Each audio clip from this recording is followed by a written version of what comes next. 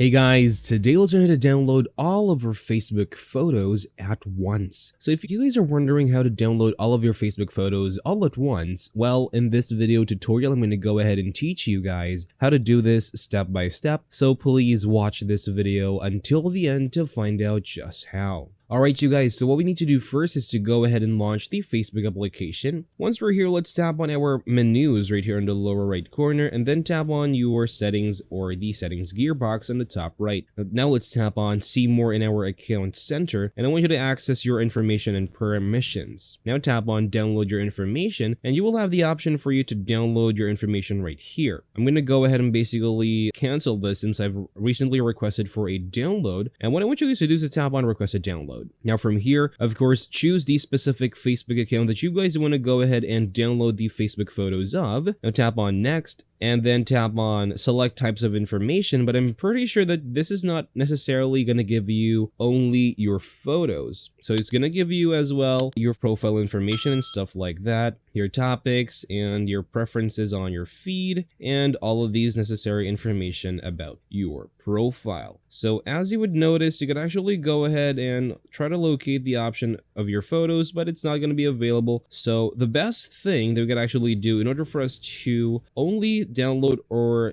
have a copy of our photos is to take a copy or download a complete copy of all of our information. So just go ahead and just tap on complete copy and tap on submit a request. Wait for a few business days until the download or your request is going to be given to you, and by doing that it could actually give you, of course, access to a one step or one file where all of your photos is going to be located on that file, and that's how you could easily download all of your photos at once on Facebook. Now that is all for this video, guys. Thank you guys for watching. Please like this video and subscribe as well if you guys learned something, and I'll see you guys on the next video.